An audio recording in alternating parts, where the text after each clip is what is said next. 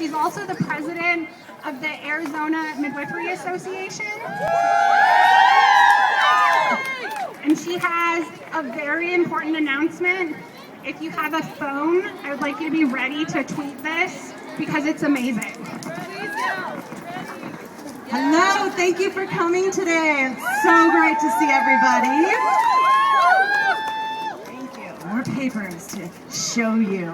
I speak today as the president of the Arizona Association of Midwives. We represent 75% of the licensed midwives in Arizona. I've just come from the courthouse. This morning, the Arizona Association of Midwives, in conjunction with legal counsel, filed a historic legal action against the Department of Health Services, Director Cara Christ, and State Attorney Mark Brnovish. Midwifery care is well established in research as being safe or safer than hospital birth for low-risk women. Arizona was one of the first states to license midwives in 1957. That's something to shout about. Since that point, midwives have provided safe, ethical, evidence-based care to families of Arizona.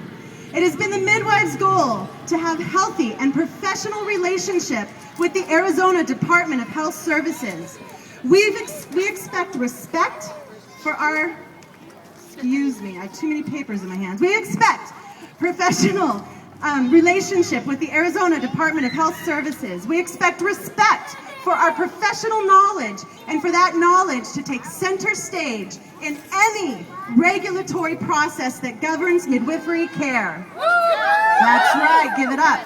Midwifery's scope of care is best dictated by the experts who provide that care. Midwives! ADHS has ignored all of that and all efforts we have made to update and improve outdated rules, choosing instead to try and regulate and govern a profession they know little about. Arizona midwives do not want to be suing the state, but we're left with no choice. Over the last 3 years, we've met formally and informally, discussions with the department, individuals, and groups. We've tried legislative measures, HB 2247, that was so successful in starting that change, but in the end left us with more damaging rules and did not accomplish what the bill set out to do, increase our scope and decrease regulation. We have filed multiple petitions to request rule updates and policy statements. We have tried utilizing the Licensed Midwifery Advisory Council set up by the department, which, by the way, meets at 12:30 today. It's a public meeting. I would love for all of you to be there. And individual midwives have risked their license and gone publicly to court to get an outside opinion. It's amazing what we've tried to do, and yet it's fallen on deaf ears. Are you listening? Since 1978, when the last revision of our rules occurred, we can count a handful of enforcements up until 2013, when those rules changed. Most of them involved a discussion with the department and a plan of action to correct it.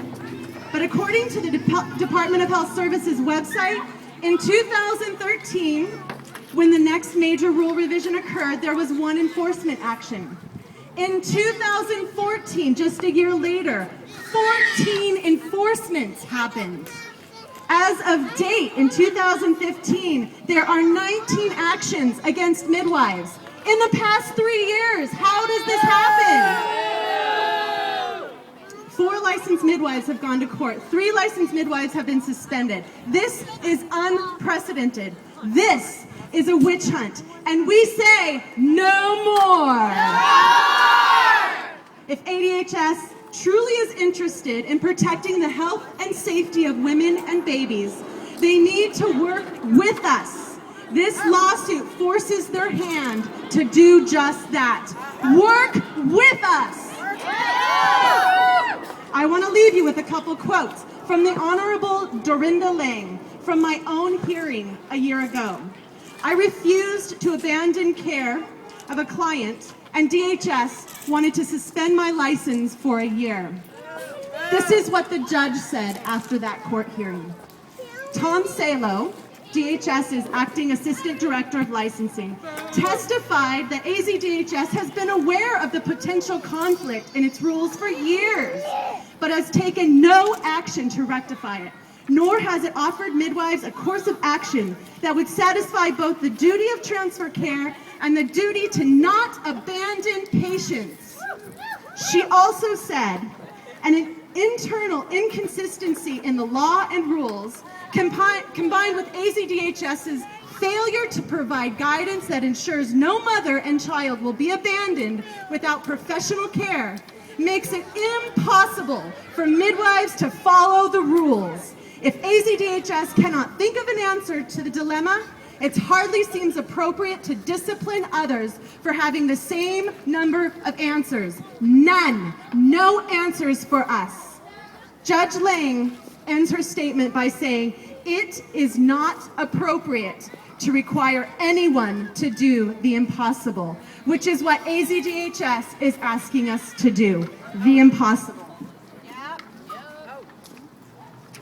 Midwives' priority in Arizona is to safeguard the health and well-being of women and babies.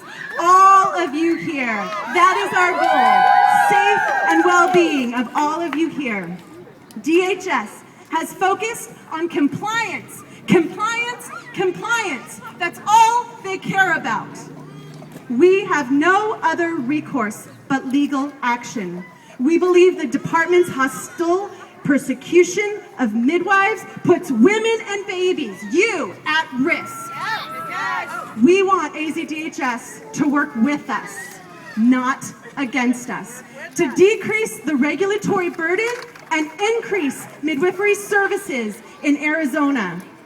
Our neighboring states of New Mexico has nearly identical midwifery regulation structures, and their health department supports and honor midwives. That's what we want. We want every woman who deserves out-of-hospital birth to have a midwife ready to serve her at any time. We want midwives to not be overburdened by paperwork and fearful of the department's sanction that they have made. And we want AZDHS to respect the profession that they license. Thanks. Let's hear from some moms now.